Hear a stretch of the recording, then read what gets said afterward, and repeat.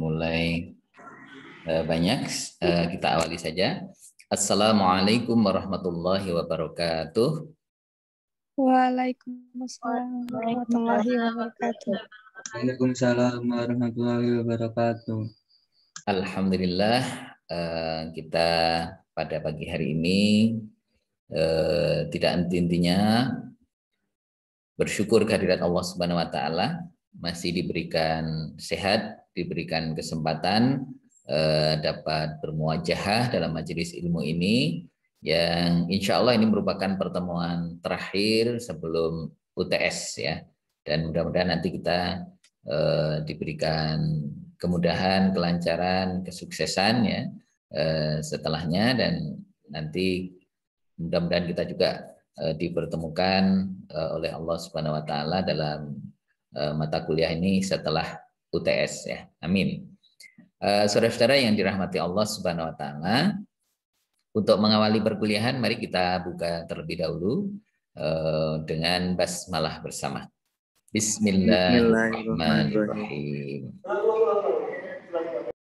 Baik, saudara-saudara yang dirahmati Allah, sebelum saya melanjutkan materi pada hari ini, saya ingin mereview sedikit bahwa pada minggu yang lalu kita sudah membahas tentang leadership skill ya, yaitu skill kepemimpinan. Kita tahu bahwa skill kepemimpinan itu adalah merupakan sebuah modal atau bisa dikatakan sebagai sebuah potensi ya, yang mestinya dimiliki oleh seorang leader, karena skill leadership ini atau leadership skill ini merupakan sebuah potensi yang dapat menghantarkan seorang leader menjadi successful leader ya, jadi seorang pemimpin yang sukses ya, atau effective leader atau seorang pemimpin yang efektif gitu. Nah, tentu di dalam menjalankan kepemimpinan itu beberapa potensi yang ada di dalamnya itu harus dimiliki, harus diketahui, harus menjadi sebuah pengetahuan yang kemudian terinternalisasi dalam pribadi dari seorang leader itu. Ya, diantaranya leadership skill yang dibutuhkan itu adalah yang ada hubungannya dengan technical skill. Ya. Jadi beberapa atribut yang bersifat teknik ya, lebih kepada pengetahuan yang praktis gitu ya, pengetahuan yang praktis ya, dalam rangka untuk menjalankan sebuah tugas-tugas tertentu. Kemudian yang kedua adalah human skill atau sering disebut dengan interpersonal skill ya. Jadi ini dipakai untuk berkomunikasi, berinteraksi ya dengan orang lain. Dan yang terakhir adalah conceptual skill ya, yaitu skill yang bersifat konseptual, itu untuk bisa membuat kebijakan ya, membuat keputusan gitu ya, yang berisi tentang logika berpikir, logika analitik. Nah, ini sangat diperlukan seperti itu. Nah, tentu leadership skill bukan hanya sendiri ya. Untuk bisa sukses, seorang leader itu juga perlu memahami tentang manajerial ya. Maka seorang leader itu juga kalau bisa, itu juga bisa memiliki managerial skill ya. Skill yang terkait dengan manajemen ya, untuk pengelolaan atau mengatur ya, mengelola suatu institusi ya. Terutama adalah mengelola sistem ya. Nah, itu. Kemudian yang berikutnya juga di samping leadership, kemudian manajerial, itu juga ada yang dikenal dengan administratif ya, administration ya. Nah, administrative skill gitu. Nah, ini skill administratif itu diperlukan oleh seorang leader dalam rangka untuk mengoptimalkannya, mengoptimalkan perannya ya di dalam melaksanakan tugas manajerial dan juga dalam rangka tugas kepemimpinannya itu. Nah, kalau ketiganya itu bisa dimiliki dengan baik, insya Allah itu akan menghantarkan pada situasi dan kondisi yang optimal ya. Jadi kondisi yang optimal, otomatis dengan kondisi yang optimal itu maka seorang leader nanti akan bisa membawa kesuksesan ya, membawa kesuksesan di dalam institusi pendidikan. Nah, oleh karena itu untuk bisa memimpin dengan baik ya, maka butuh beberapa skill ya, baik itu dalam konteks kepemimpinan, dalam konteks manajerial maupun dalam konteks administrasi gitu ya. Ini semuanya harus dimiliki. Nah, dengan seseorang bisa memiliki itu semua, maka dia akan bisa menjalankan roda organisasi dimanapun dia, terutama di dalam dunia pendidikan dengan baiknya, dengan baik, sehingga itu akan bisa menjadikan institusi yang dipimpinnya itu nanti menjadi efektif. Ya. Jadi tujuan akhirnya itu adalah pada efektif school atau sering disebut effective institution gitu ya, effective organization gitu ya, organisasi yang efektif, lembaga pendidikan yang efektif atau sekolah yang efektif, pesantren yang efektif ya, madrasah yang efektif. Nah gitu. Nah, apa ciri dari madrasah yang efektif atau institusi yang efektif? Yang jelas institusi yang efektif itu semua unsur ya, komponen-komponen sistem yang ada itu dapat dijalankan dengan baik ya, dapat dimanage dengan baik ya, dapat dijalankan dengan baik karena di situ peran pemimpin sangat besar. Apa saja diantaranya? Yang pertama yaitu unsur perekaman lingkungan atau analisis lingkungan ya, baik itu internal maupun eksternal. Apa sih yang menjadi kekuatan lembaga kita, kemudian apa yang menjadi kelemahannya, apa yang menjadi peluangnya, apa yang menjadi ancamannya. Dia tahu tentang posisi-posisi itu, baik secara internal maupun eksternal. Nah, dengan itu bisa dipahami dengan baik, ada SWOT analysis ya, jadi analisis SWOT ya, SWOT itu strength, weakness, opportunities and threats ya. Jadi itu maka menjadikan seseorang itu memahami betul tentang posisi organisasinya. Nah, posisi organisasinya itu yang pertama.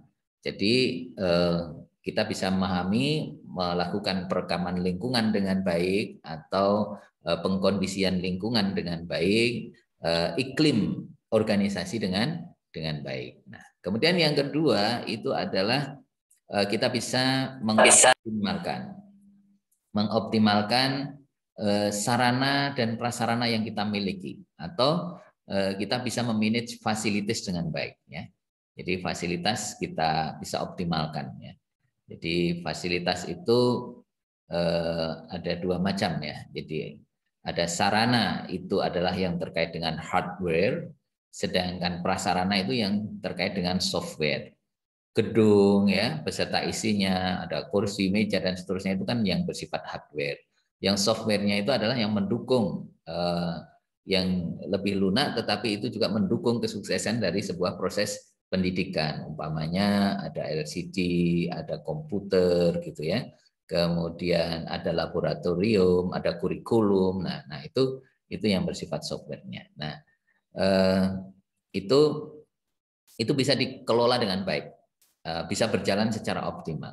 Kemudian yang tidak kalah penting itu adalah sumber daya manusia. Yang ketiga itu adalah sumber daya manusia atau sering disebut dengan personal ya. Jadi manajemen personalnya bisa dilakukan dengan baik. Kalau dalam ilmu manajemen itu ada namanya manajemen personalia. Kalau dulu istilahnya manajemen personalia, sekarang yang populer adalah manajemen sumber daya manusia, human resources. Ya. Jadi pengelolaan sumber daya, mulai dari tenaga administratifnya, ya tenaga kependidikannya, kemudian para gurunya, kualitasnya, kompetensinya, semuanya itu bisa dioptimalkan dengan baik, maka itu akan sangat mendukung terciptanya effective school ya, atau organizational school ya. Jadi effective organizational school gitu. Jadi organisasi sekolah yang efektif gitu. Nah, jadi itu. Kemudian yang ketiga lingkungan, kemudian sarana, kemudian sumber daya. Yang keempat ya, yang keempat adalah tentang IT, Information and Technology. Kita tahu bahwa di era sekarang itu pengelolaan terhadap IT itu menjadi modal yang sangat penting gitu ya. Bahkan masa pandemi itu yang paling dominan adalah IT-nya ini. Ketika IT ini mendukung, maka itu akan juga sangat mendukung sebuah proses. Tetapi ketika IT-nya tidak mendukung, itu menjadi masalah besar ya. Karena memang kita sekarang ini serba terbatas ya. Karena ada bahaya yang mengancam di hadapan kita gitu ya. Kalau harus dilakukan secara luring, maka ini digital information gitu ya. Digital teknologi itu menjadi sangat penting ya. Jadi itu harus dikelola dengan baik ya. Semuanya harus bisa dikemas di sana. Meskipun ini juga bukan satu-satunya gitu ya. Kemudian financial ya. Jadi financial yaitu keuangan ya, pengelolaan anggaran atau keuangan. Ini juga penting. Bahkan orang Jawa menyebutkan jerbasuki mowo beo. Kalau mau sukses itu ya harus didukung dengan biaya gitu. Nah, makanya di beberapa sekolah itu, sekolah-sekolah yang bagus itu kadang-kadang ya memang mahal gitu. Tapi dikembalikan lagi untuk optimalisasi manajemennya gitu. Jadi manajemennya dikembalikan lagi untuk sebuah proses, untuk peningkatan kualitas. Kalau mahal tapi berkualitas itu bagus. Daripada murah tapi tidak berkualitas gitu. Nah, lebih baik lagi kalau murah tapi berkualitas. Wah, ini luar biasa gitu. Nah, ini penting ya. Jadi finansial itu tidak bisa kita pungkiri gitu ya. Bahkan menurut Prof. Fakhri Ghaffar itu menyebutkan bahwa sekarang ini yang menjadi setan dalam dunia global ini adalah diantaranya adalah finansial. Siapa yang kuat finansialnya, dialah yang akan menguasai dunia. Yang kedua adalah knowledge, yang ketiga adalah management. Gitu. Itu tiga hal yang menjadi setan globalisasi. Gitu. Yang pertama adalah apa tadi? Keuangan atau finansial. Kemudian yang kedua adalah knowledge. Gitu. Orang yang punya pengetahuan itu akan bisa melakukan apa saja.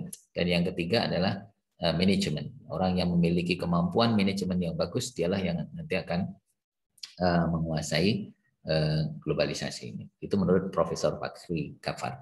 Nah, saudara-saudara yang dirahmati Allah Subhanahu wa taala, di samping beberapa hal tadi, ada hal lain yang juga sangat penting yang itu nanti bisa mendukung proses efektif school, sekolah yang efektif itu, yaitu tentang bagaimana kita mengelola hubungan antara internal dengan eksternal, yaitu bagaimana pengelolaan hubungan antara orang tua, kemudian masyarakat, lingkungan ya dengan lembaga pendidikan kita. Ya. Jadi kehumasan lah kira-kira kalau yang sekarang ini gitu. Ya, jadi ketika itu dikemas dengan baik, maka itu akan bisa punya peran yang besar, andil yang besar dalam sebuah effective school. Ya. Jadi pendidikan yang efektif atau sekolah yang efektif. Dan sekolah yang efektif ini adalah merupakan ending dari sebuah proses ya, proses pendidikan. Jadi kepemimpinan itu adalah menjadi motornya, ya, motornya gitu. Sementara manajemen itu adalah menjadi wadahnya gitu.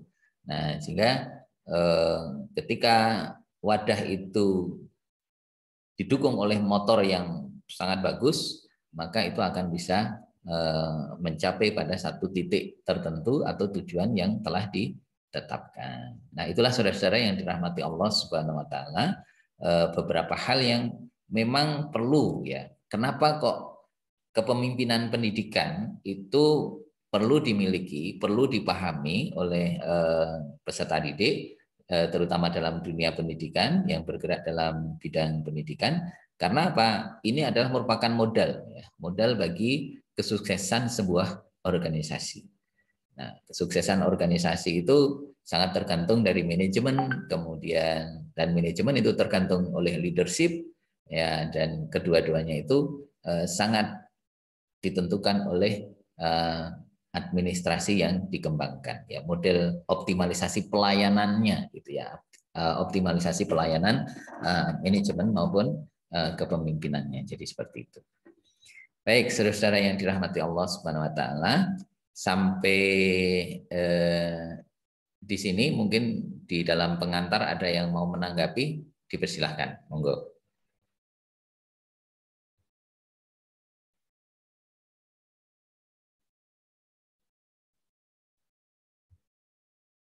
Ya, kalau belum, saya ingin coba tampilkan sedikit ini beberapa hal ya untuk mereview dan sekaligus untuk memperkuat ya materi kita.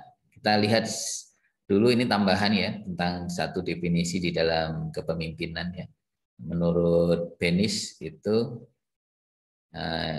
ini seperti like beauty gitu ya.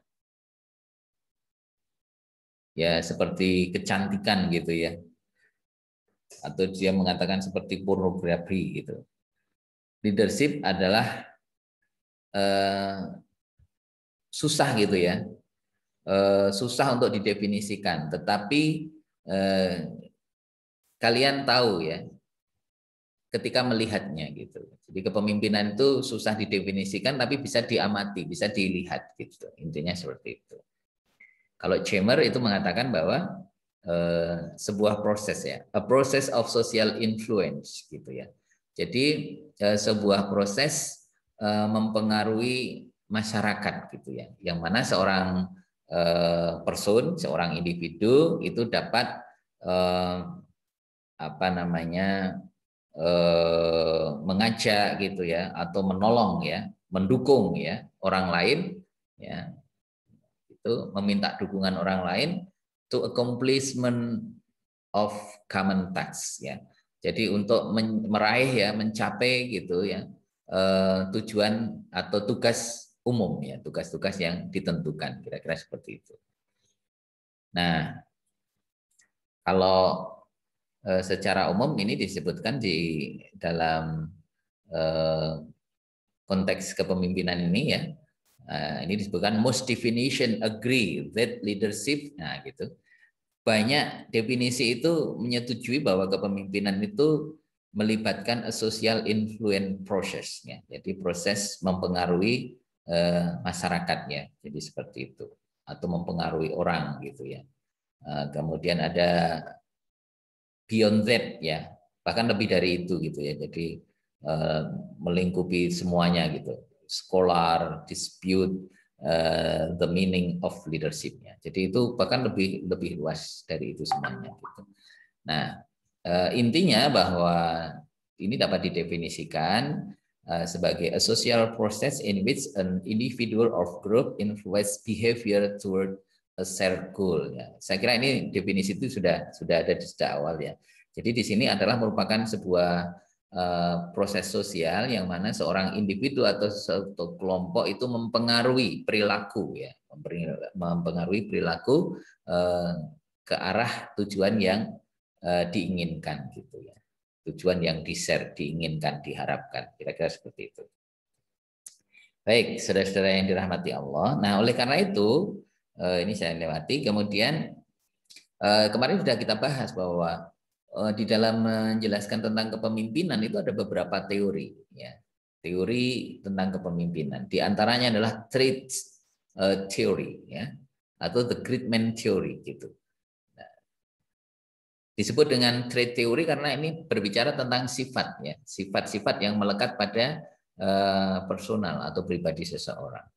Pendekatan approach ya, pendekatan sifat dalam kepemimpinan itu menyebutkan bahwa key leadership traits are inherited. Ya. Jadi bahwa apa namanya kunci sifat kepemimpinan itu sesungguhnya inherent ya, atau merupakan apa ya, keturunan lah gitu ya. Jadi merupakan bersifat turunan gitu ya. Atau bisa dikatakan kalau dalam sebuah teori itu bawaan gitu, native ya, native gitu. Nah, itu bisa dimaknai seperti itu. Baik. Kemudian selanjutnya bisa kita lihat, bahkan Aristoteles itu pernah mengatakan bahwa ini seorang filosof terkenal pada masa Yunani, bahwa beliau mengatakan bahwa individu itu lahir gitu ya dengan membawa kualitas ya untuk bisa menjadi good leaders ya, bisa menjadi good leader. Jadi dia percaya bahwa sesungguhnya kepemimpinan itu sudah merupakan faktor bawaan, faktor bawaan. Nah, makanya ini adalah merupakan potensi yang sudah dibawa sejak lahir. Ya, kalau apa yang dikemukakan Aristoteles itu kalau kita lihat dari apa yang dikemukakan oleh Rasulullah dalam hadisnya, dalam sabdanya, saya kira sudah jelas ya. Apa itu? Bahwa kullu mauludin yuladu alal fitrah. Nah, gitu. Bahwa setiap manusia itu dilahirkan dalam keadaan fitrah, artinya membawa potensi ya, termasuk potensi kepemimpinan itu. Tapi ingat, di dalam hadis itu disebutkan fa'abawahu yuhawidanihi au yunasiranihi au yumajisanihi. Nah, jadi seperti itu. Tetapi kedua orang tuanya lah yang bisa merubah itu ya, bisa menjadi Yahudi, Nasrani atau Majusi. Artinya begini, kita secara personal semua manusia itu yang dihadirkan di dunia ini itu telah membawa fitrah ya, potensi gitu. Tetapi potensi itu bisa berubah menjadi Majusi, kemudian Yahudi atau Nasrani, itu sangat tergantung dari lingkungannya. Nah, di sini kita mengenal kalau dalam Islam itu ada teori konvergensi ya. Dalam teori umum itu ada teori konvergensi, yaitu perpaduan antara bakat dengan lingkungan gitu ya. Jadi seperti itu, empirik ya. Jadi seperti itu. Nah, ini juga bisa dilihat dari statement dari Bas, kemudian Stockdale gitu ya. Nah, ini kaitannya dengan masalah teori sifat ini atau pendekatan sifat ini. Baik, saya lanjutkan, nggak usah saya bahas semua.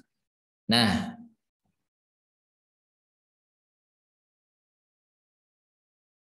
ini ya ada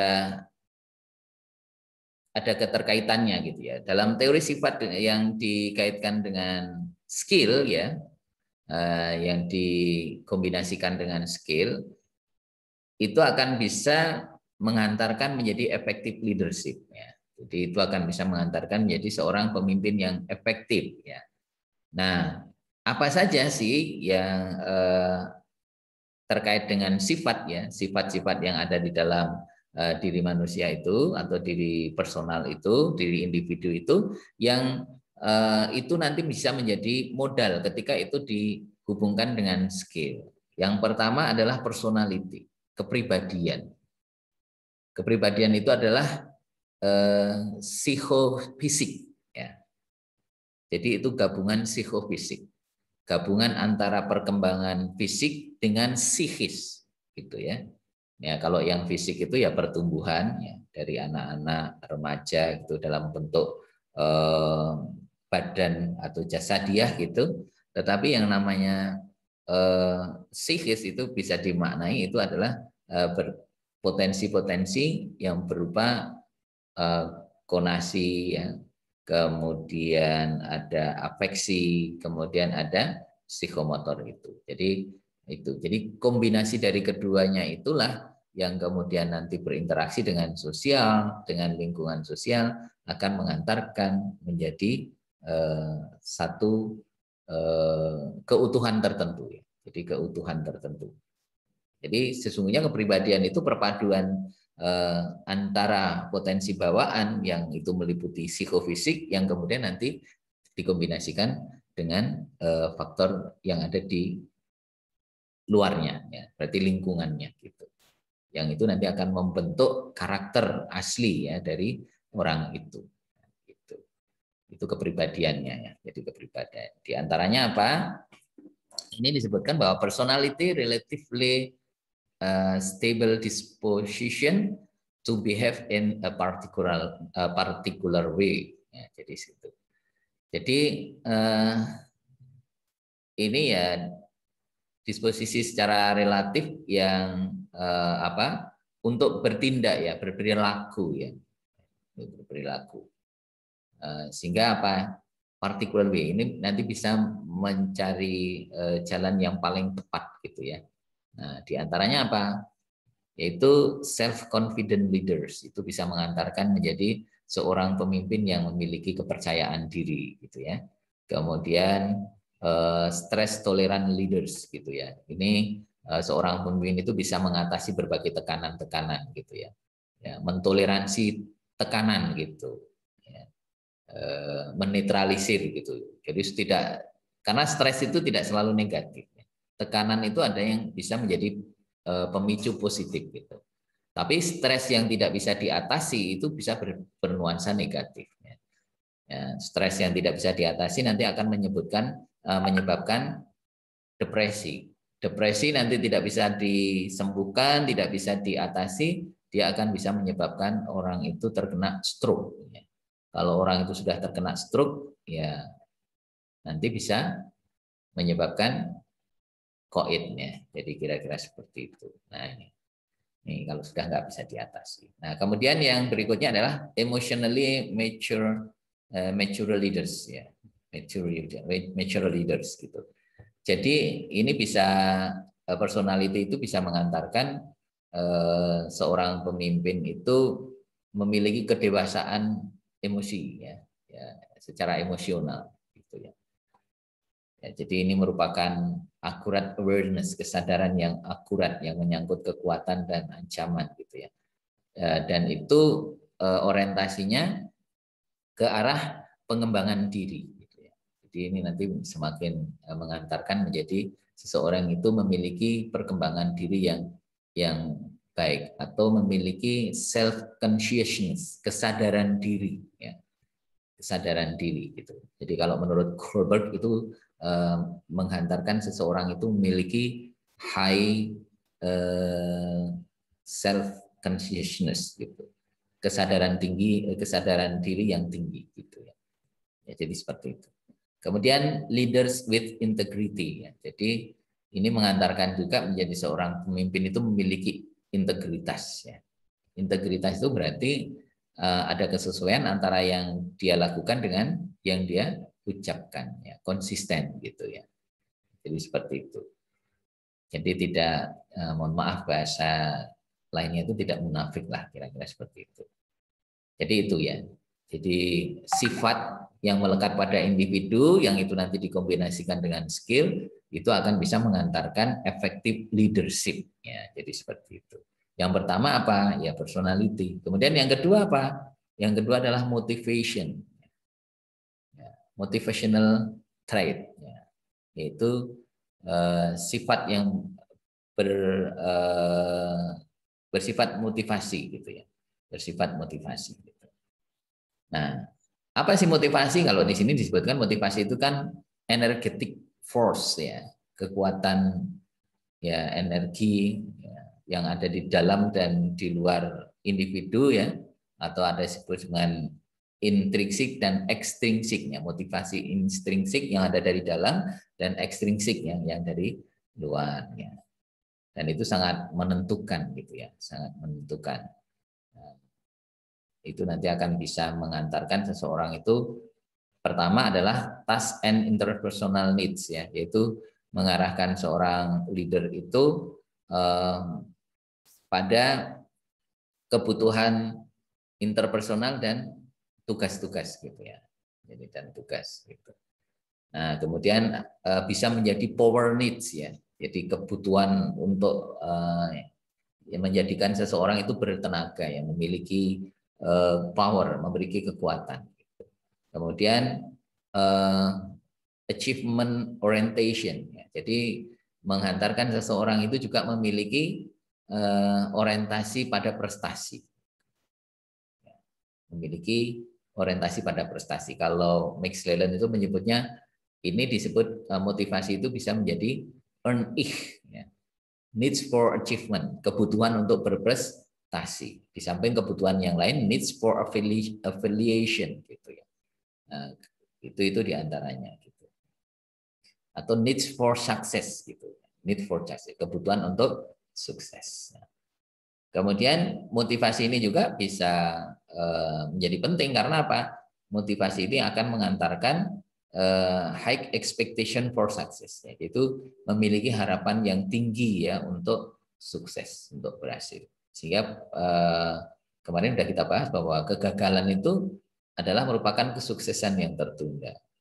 Tapi tidak semuanya selalu gagal terus gitu ya. Kesuksesan tidak harus selalu diawali dengan kegagalan ya. Bisa jadi keberhasilan yang terus-menerus gitu. Tapi bukan berarti kalau pernah gagal itu tidak bisa menjadi sukses gitu. Orang bisa bangkit dari kegagalannya itu, bahkan kemudian punya motivasi lebih, maka bisa menjadi kekuatan yang sangat luar biasa. Sehingga dia memiliki harapan yang lebih tinggi gitu. Karena dia bisa berintrospeksi, menyadari di mana kekurangannya, di mana kesalahannya, di mana kemarin kelemahannya gitu. Sehingga dengan demikian dia setelah mengetahui bisa melakukan strategi yang lebih jitu gitu ya, dan itu dapat mengantarkan menjadi orang yang berhasil. Nah, kemudian yang ketiga ya skill. Seorang pemimpin itu ya menurut teori sifat itu ya tidak memang harus membutuhkan skill. Nah, skill itu antara lain apa? Kemarin udah kita bahas, adalah technical skill, ya, specialist knowledge about a specific type of work, activity, procedure, and technique. Jadi ini menurut Europe ya dan Northos ya, bahwa technical skill itu adalah merupakan pengetahuan khusus ya, pengetahuan yang spesifiknya, yang menyangkut keahlian khusus gitu ya, yaitu tentang apa, specific type of work ya, menyangkut pekerjaan yang tipe pekerjaan khusus ya, atau aktivitas, prosedur, dan juga teknik itu sendiri gitu ya, hal yang sifat teknis gitu. Kemudian yang kedua adalah interpersonal skill atau yang kemarin kita sebut dengan human skill ya, yaitu memahami perasaan dan sikap orang lain gitu ya, mengetahui bagaimana bekerja dengan orang dan individu atau kerjasama dengan relasi gitu ya, relasi kerja gitu. Nah, jadi seperti itu. Kemudian yang terakhir adalah conceptual skill, yaitu ability to conceptualize ya, yaitu kemampuan untuk membuat konsep tertentu ya, mengkonseptualisasi ya, satu ide, gagasan, dan seterusnya. Berpikir secara logik ya, kemudian reason yang analitik ya, secara analitik gitu ya. Kemudian atau juga berpikir secara deduktif dan induktif. Deduktif itu dari yang umum ke khusus gitu ya. Sedangkan induktif itu dari khusus ke umum, jadi seperti itu. Nah, seorang pemimpin itu membutuhkan ketiga-tiganya gitu ya. Nah, ini kalau menurut situational approach atau teori situasional di dalam kepemimpinan itu, bahwa di sini kepemimpinan itu sangat ditentukan oleh situasi dan kondisinya. Jadi kepemimpinan yang efektif itu sangat ditentukan oleh situasinya, gitu ya. Situasi kepemimpinan itu. Kalau sekarang ini butuhnya itu adalah otoriter, ya otoriter yang dipakai, gitu ya. Tapi kalau yang sekarang ini yang lebih dikedepankan adalah demokratik, ya demokratik gitu. Nah, sehingga itu sangat tergantung kesuksesannya itu dari situasi yang ada. Nah, ini kalau perilaku pemimpin ini yang ditekankan adalah ini ya, menekankan pada orang, hubungan antar personal dan kelompok. Juga menekankan pada hasil, tugas dan tujuan. Oke, baik. Ini berikutnya, ini hanya sekedar tambahan-tambahannya. Nanti bisa saya share gitu. Nah, sekarang seperti apa sih yang dikatakan sebagai leadership effectiveness ya? Jadi keefektifan kepemimpinan gitu ya. Jadi ini baik dari sudut objektif maupun dari dimensi subjektif, ini adalah untuk menilai ya kepemimpinan yang efektif. Apa itu? Yaitu accomplishment of organizational goals. Ya. Seperti contoh umpamanya student achievement. Ya. Jadi itu untuk mencapai tujuan organisasi gitu ya. Untuk mewujudkan tujuan organisasi. Contohnya adalah prestasi peserta didik. Nah, ini kan objektif ya, prestasi peserta didik.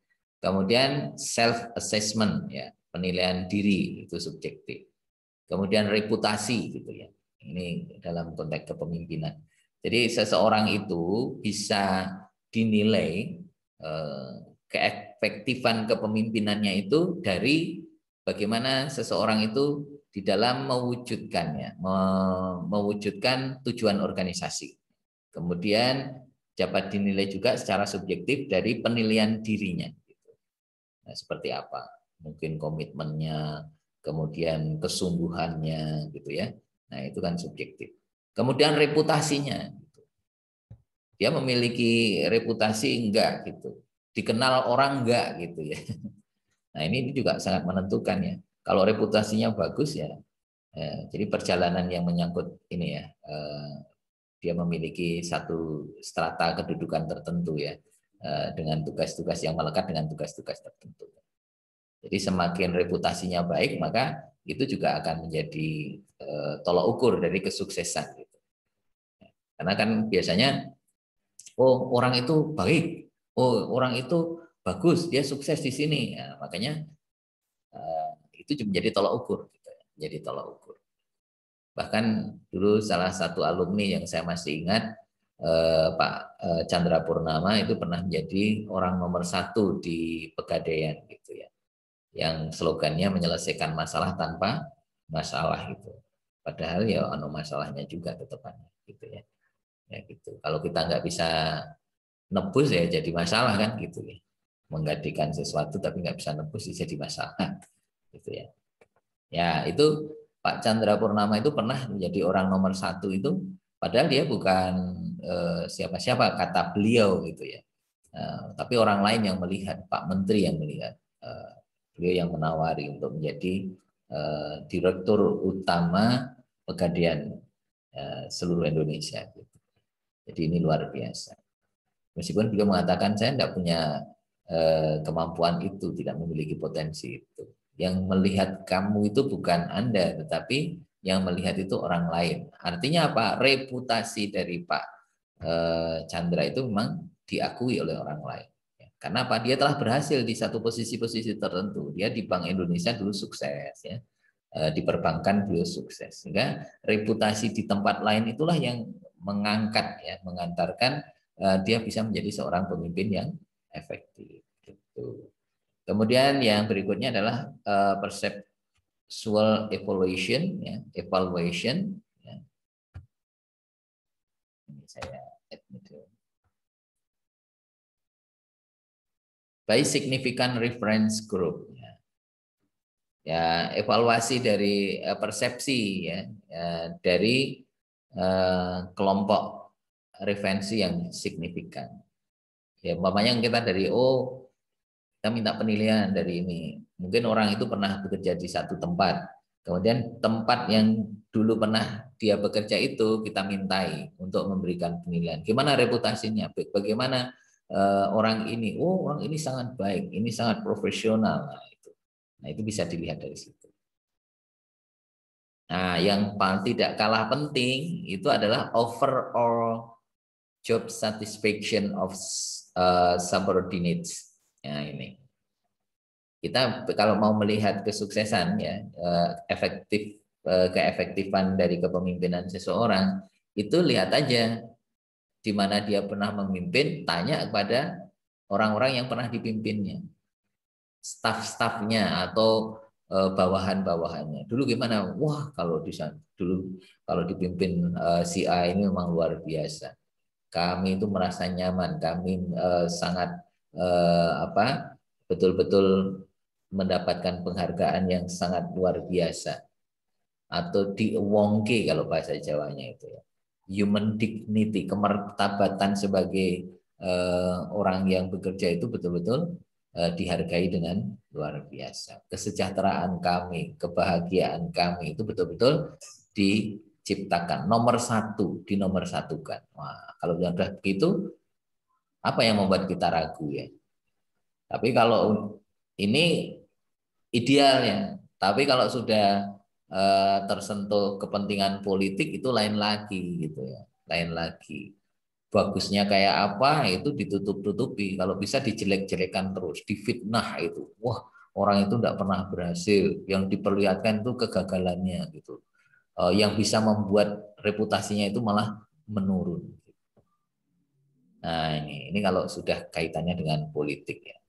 Contoh antara Anies Baswedan dengan rezimnya Pak Jokowi. Apa yang dilakukan Anies Baswedan tidak pernah diapresiasi, padahal banyak sekali capaian-capaian yang dihasilkan oleh Anies Baswedan gitu.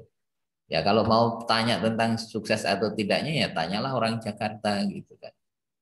Kalau orang-orang Jakarta gitu, kebetulan saya juga punya orang saudara yang di Jakarta, dia bukan dia juga dulu adalah simpatisannya Pak Jokowi, mengatakan memang secara objektif Anies itu sukses gitu. Tapi kenapa di media tidak? Ya karena itu ada kepentingan politik gitu.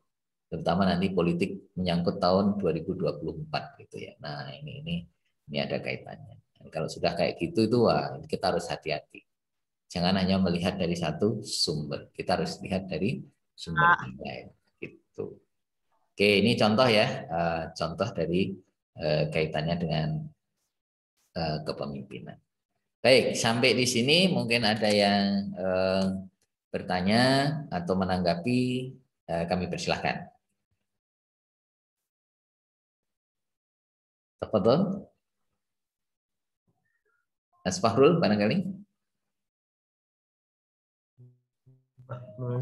Mau tanya. Boleh, monggo silahkan. Mohon maaf sebelumnya tadi saya agak telat masuk ke ruang Zoom ya. Nggak apa-apa. Saya belum tahu ini dijelaskan atau belum ya. Apakah seseorang yang memiliki potensi kepemimpinan itu atau leadership secara otomatis dia juga memiliki potensi untuk memanajemen suatu organisasi, Pak? Oke. Potensi leadership. Oke, baik. Memang tidak selalu, Mas, tidak selalu. Jadi seorang yang bagus dalam kepemimpinan dia memiliki manajerial yang bagus gitu. Itu tidak selalu. Oleh karena itu kan ada yang tipe manajer, ada tipe leader gitu kan. Yang bagus itu kedua-duanya punya. Bahkan kalau saya menyebut tidak hanya kedua-duanya, dia juga bisa menjadi seorang manajer, dia bisa menjadi seorang leader dan juga administrator yang baik. Itu yang bagus kayak gitu. Tetapi apakah itu automatically bahwa seorang yang memiliki kepemimpinan itu bisa menjadi manajer yang baik? Itu belum tentu jawabannya, belum tentu ya. Jadi jawabannya belum tentu. Tetapi apakah mungkin itu bisa dipunyai oleh seseorang sekaligus? Kalau jawabannya pertanyaannya seperti itu, insya Allah bisa. tentu dia memang harus belajar. Bagaimana tolak ukurnya? Tolak ukurnya sangat jelas. Kalau dia itu bisa menjadi seorang leader yang bagus ketika dia bisa mengoptimalkan, mempengaruhi, ya, kemudian bisa memberikan motivasi, memberikan dorongan kepada orang gitu ya, orang lain dalam rangka apa? Dalam rangka menjalankan fungsi-fungsi manajerial, ya, fungsi-fungsi manajerial. Nah, manajernya itu manajerial apa? Yaitu fungsi-fungsi yang terkait dengan apa yang ada hubungannya dengan sistem dan struktur organisasi. Perencanaannya bagaimana, pengorganisasiannya bagaimana gitu ya. Kemudian pembiayaannya bagaimana, budgetingnya ya, pengendaliannya gitu ya, reportingnya, staffingnya gitu. Nah itu artinya apa?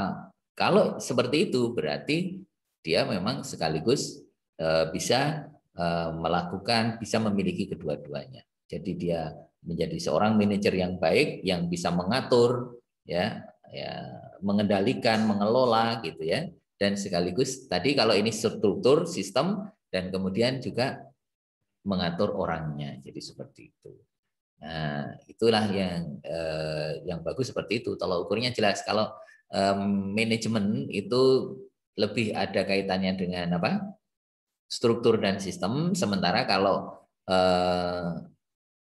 apa namanya kepemimpinan atau leader itu ya, leadership itu orientasinya, tolak ukurnya itu pada bagaimana dia mengelola atau mengatur, mempengaruhi orang lain, lebih kepada personal ya, jadi itu pada personal. Saya kira seperti itu, Mas. Ya, Pak. Makasih, Pak. Sama-sama. Baik, yang lain mungkin ada yang mau berpendapat atau bertanya, dipersilahkan. Ya, ini saya kira sudah sangat jelas ya. Nah, ini kaitannya dengan tadi ya, tolak ukur ya, tolak ukur bagaimana keefektifan kepemimpinan itu bisa kita lihat dari sini ya. Bagaimana dia bisa apa itu mewujudkan ya, menyelesaikan ya, tujuan organisasi gitu ya. Kemudian apa penilaian diri gitu ya, reputasi, evaluasi perseptual ya dari kelompok referensi yang signifikan atau dari orang lain atau grup lain, organisasi lain, di mana seseorang yang dianggap efektif itu pernah bekerja di sana. Dan yang terakhir yang paling menentukan itu adalah ya dari kepuasan orang yang pernah dipimpinnya gitu. Orang-orang yang pernah dipimpinnya merasa puas nggak dengan kepemimpinannya? Itu otomatis gitu ya. Oh, sangat puas gitu. Tapi kalau yang dilihat itu mestinya overall. Overall itu berarti keseluruhan ya. Job ini tidak hanya satu orang gitu ya. Kalau hanya satu orang mungkin karena dia dekat gitu ya. Nah, tapi kalau overall dalam job satisfaction ya, kepuasan kerja itu ya berarti menyangkut keseluruhan banyak orang, termasuk juga dari struktur pekerjaan yang ada di dalam lembaga itu. Nah ini. Oke, baik saudara-saudara yang dirahmati Allah Subhanahu Wa Taala, itulah salah satu pertanda ya keefektifan dari kepemimpinan. Ya. Nah ini kalau teori kontingensi, ini model kontingensi, ini cenderung lebih kepada ini ya,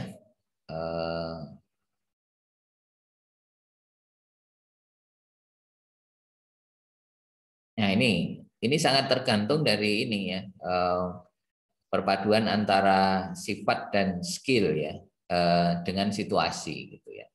Nah, ini sangat ditentukan, ini hampir sama dengan teori situation gitu ya. Nah ini gambarannya, trait and skill leaders, kemudian karakteristik of the situation, itu akan bisa perpaduan keduanya, itu akan bisa mengantarkan menjadi leader behavior, perilaku pemimpin. Nah, artinya perilaku itu menjadi modal ya, trait and skill leader yang dikombinasikan dengan karakteristik situasi itu akan bisa membentuk perilaku pemimpin, dan perilaku pemimpin itu nanti akan menentukan keefektifannya, gitu ya, effectiveness-nya. Jadi seperti itu. Ini contingency skema for understanding leadership-nya. Jadi ini menurut teori kontingensi. Ini ada juga teori dari instructional leadership. Ya. Nah, ini disebutkan bahwa the effectiveness of principal instructional leadership. Nah, gitu. Jadi ini sebenarnya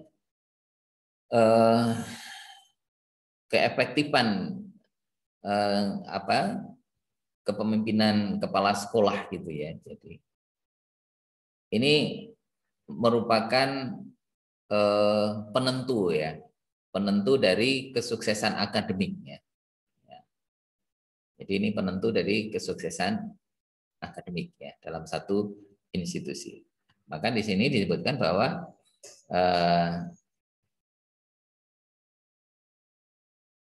ini juga sangat ditentukan pula, kesuksesan akademik itu juga sangat ditentukan oleh climate ya. Iklim. Iklim itu bagaimana penciptaan situasi dan kondisi di dalam lingkungan organisasi itu.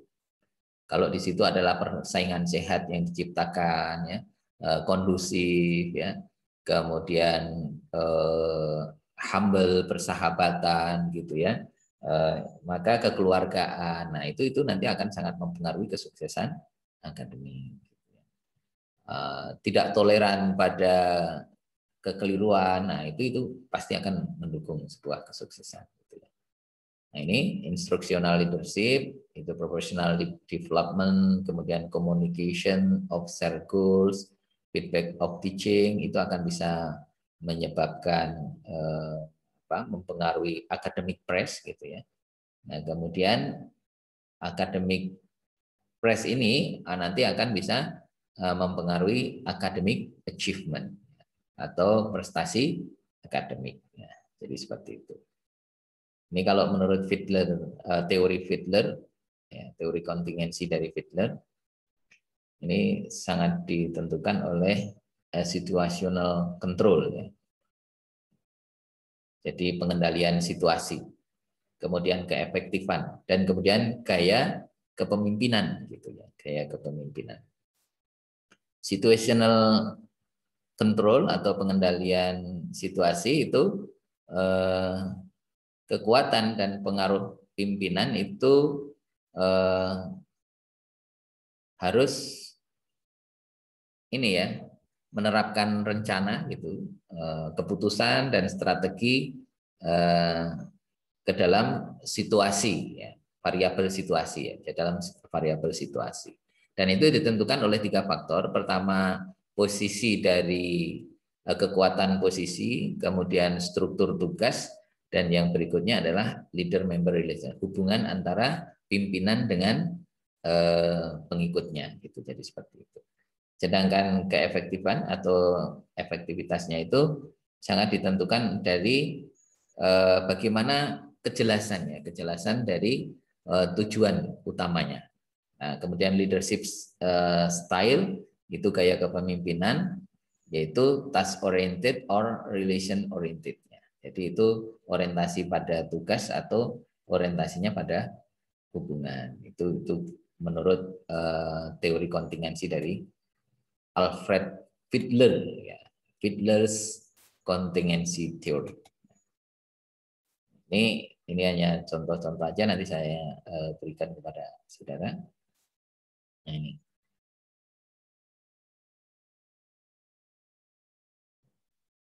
Nah, ini beberapa contoh saja tentang transformational leadership gitu ya. Ada beberapa teori di sini ya, yang itu menyebutkan tentang bagaimana sih kepemimpinan itu menurut teori tersebut. Gitu ya. Nah, ini ada inspirational motivation, gitu. Intellectual simulation, kemudian individualist consideration ya, pertimbangan individunya.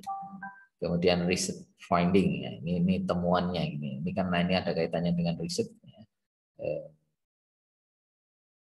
Jadi ini disebutkan bahwa idealis influence, ya, pengaruh yang idealis, ya, dan juga kepemimpinan yang inspirasional, gitu ya, kepemimpinan yang inspirasional ini sangat memuaskan dan efektif. Ya. Jadi ini kata kuncinya gitu. Artinya pengaruh yang idealis, ya. Jadi itu yang ideal, ya. Ya, pengaruh yang ideal. Bagaimana pengaruh yang ideal itu dan kepemimpinan yang inspirasional itu sangat memuaskan dan sangat efektif. Itu menurut Avolio. Ya. Kemudian ini pemimpin transformasional ini menerima higher rating, ya. Jadi rating yang lebih tinggi, ya. Jadi ini memiliki kedudukan yang lebih tinggi, ya. Lebih dari organisasi yang efektif, ya. Jadi lebih dari organisasi yang efektif. Kemudian transformational leadership in school secara langsung itu mempengaruhi persepsi guru, kemudian prestasi, tujuan prestasi dari peserta didik dan tingkatan peserta didik. Nah, ini temuan-temuannya, ya. Jadi ini beberapa kesimpulan dari teori-teori yang sudah pernah dibangun, gitu ya. Nah, kemudian ada servant leadership, servant leadership, kemudian ada evolutioner, kemudian ada beberapa. Nah, itu saya kira tidak usah saya sebutkan semuanya, tetapi paling tidak di sini nanti bisa dibaca lebih lanjut. Sekarang yang terakhir. Yang terakhir, insya Allah nanti ujiannya nanti bentuknya adalah multiple choice. Ujiannya dalam bentuk multiple choice. Jadi kira-kira soalnya antara 20 sampai 30, ya. 20 sampai 30 soal. Multiple choice-nya. Oleh karena itu nanti saudara harus mempersiapkan diri dengan baik, mulai dari pertemuan pertama, kedua sampai hari ini. Tolong, meskipun kemarin tidak kita bahas satu persatu tentang berbagai teori, gitu ya, teori kepemimpinan, tapi dari slide yang saya berikan tolong nanti bisa dipelajari berbagai macam teori kepemimpinan. Karena itu semuanya nanti akan muncul, gitu ya. Kemudian Anda harus juga bisa melihat, memahami apa sih bedanya manajemen dengan kepemimpinan, ya. Dan juga administrasi pendidikan. Itu juga dari slide sudah pernah saya sampaikan. Nah, kemudian faktor-faktor yang bisa mempengaruhi keberhasilan, ya, dari seorang leader, gitu. Di antaranya juga faktor dari experience, pengalaman, gitu ya. Pengalaman itu juga sangat menentukan. Kemudian tujuan akhir dari kepemimpinan pendidikan itu apa? Ya, itu tolong nanti dibahas lagi, dibaca lagi dengan baik, dan insya Allah nanti soal akan saya berikan langsung pada saat ujian. Kapan ujiannya? Ujiannya itu pada tanggal 29. Saya lupa jamnya pagi atau siang itu, ya. Tapi kalau tidak salah ujiannya tanggal 29. Nanti soal akan saya berikan, saat itu Anda langsung mengerjakan. Jadi nanti di dalam jawaban itu Anda nanti mencantumkan nama Anda, nomor mahasiswa, dan kelas apa, ya, kelas apa, kepemimpinan.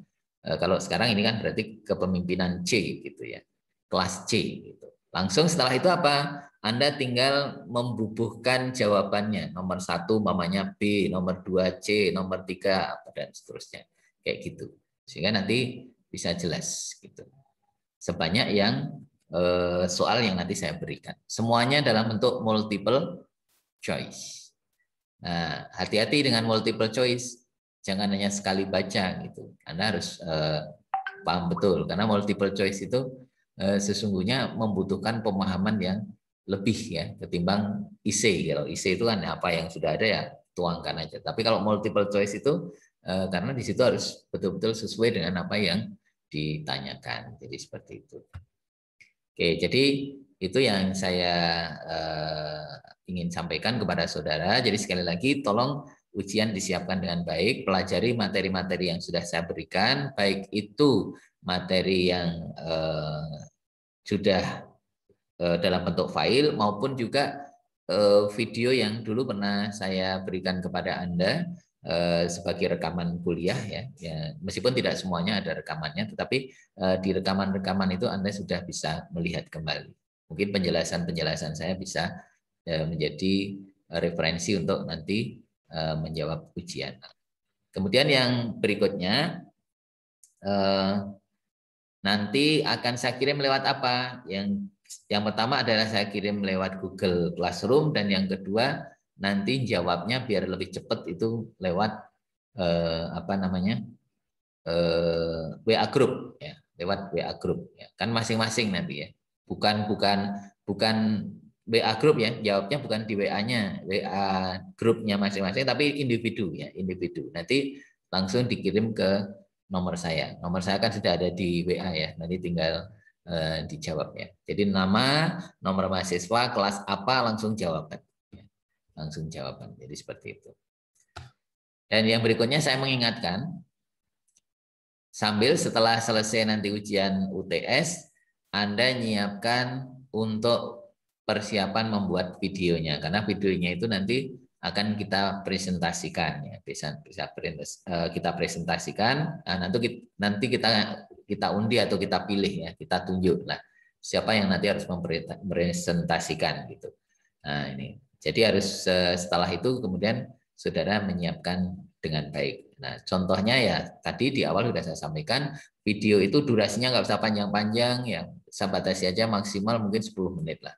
10 menit aja, kemudian di situ ada penjelasan tentang model atau gaya kepemimpinan yang Anda tampilkan, kemudian kelebihannya apa, kekurangannya apa, cirinya seperti apa gitu, tepat diterapkan pada kondisi apa dan seterusnya. Jadi seperti itu. Oke, baik, saya kira itu dari saya. Mungkin ada pertanyaan, saya persilahkan. Atau sudah cukup jelas? Jelas, Pak. Oke ya. Jadi itu yang sudah saya sampaikan. Jadi insya Allah nanti habis ini saya rekam ya. Saya rekam apa yang namanya perkuliahan ini. Nanti Anda bisa buka ya dari rekaman kuliah ini, sehingga saya tidak perlu ngulang lagi ya, tidak perlu ngulang lagi. Saya kira itu. Sekali lagi terima kasih atas atensinya. Selamat menunaikan ibadah puasa. Mudah-mudahan Allah Subhanahu wa taala memberikan kepada kita kesehatan, memberikan kepada kita perlindungan, termasuk saudara-saudara kita, keluarga besar kita. Mudah-mudahan dimudahkan oleh Allah Subhanahu wa taala, diselamatkan oleh Allah Subhanahu wa taala, sukses di dunia waddini wal akhirah. Amin ya rabbal alamin. Amin, amin, amin. Oke. Saya kira itu, dan mari kita akhiri kuliah ini dengan tahmid dan doa penutup majelis. Alhamdulillahirabbil alamin, subhanakallahumma wa bihamdika asyhadu an la ilaha illa anta astaghfiruka wa atubu ilaik.